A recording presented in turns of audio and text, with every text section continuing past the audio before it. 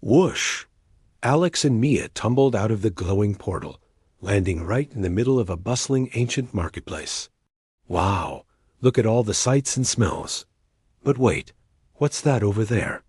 A man sitting at a booth, counting piles and piles of shiny coins. He looked a little lonely. A sign above him read, "Tax Collector." People were walking by, giving him dirty looks and whispering. Suddenly, a kind voice cut through the noise. It was Jesus.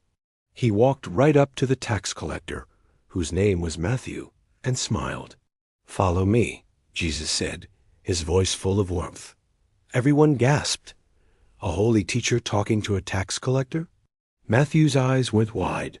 He looked at his mountains of money, then at Jesus' kind face. Without a second thought, he pushed the coins aside, jumped up from his seat, and started following Jesus. He was leaving everything behind for a new adventure. Later that day, Alex and Mia found themselves at a huge party. It was at Matthew's house. And guess who was there?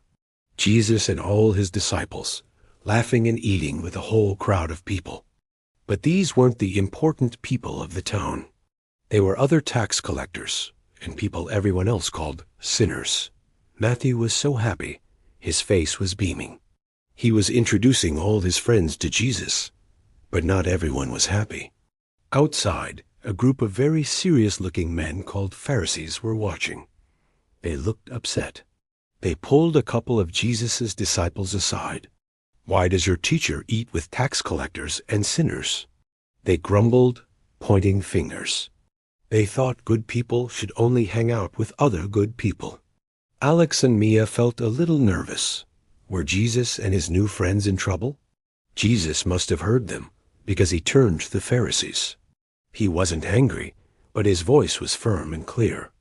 "It is not the healthy who need a doctor, but the sick," he said. "I have not come to call the righteous, but sinners." Then he told them to go and learn what this scripture means.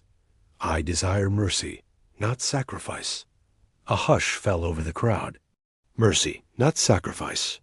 Mia whispered to Alex, "He means it is more important to be kind and forgiving than to just follow a bunch of rules, right?" Alex nodded. "Exactly. Jesus is like a doctor for our hearts. He came for the people who know they need help, not for those who think they're already perfect." It was like a light bulb went on for everyone at the party. They weren't being judged. They were being welcomed. The joy in the room doubled. People started cheering and clapping. Alex and Mia looked at each other and grinned. "Wow, God's love really is for everyone," Alex shouted. "No matter who you are or what you've done." Mia added, "He doesn't want us to be perfect. He just wants us to follow him." Look at Matthew. He was practically dancing with joy. His old life of just counting coins was over.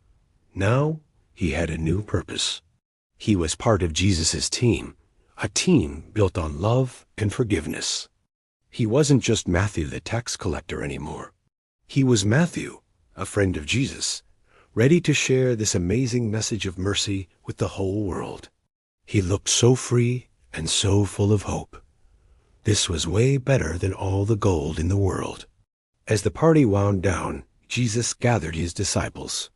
He looked out towards a large, shimmering lake. The sky was getting a little dark, and the wind was picking up. "It's time to go," he said, pointing his boat toward the other side. "We have more work to do." Alex and Mia watched as Jesus and his friends, including their new friend Matthew, climbed into the boat and set off. But those clouds looked really stormy. What kind of adventure awaits them on the water? A massive storm is brewing, and the waves are getting bigger and bigger. What will happen to them out there in the middle of the lake? You won't believe what happens next. Join us for our next adventure to see how Jesus handles a wild storm. Thanks for watching, and don't forget to subscribe for more amazing journeys.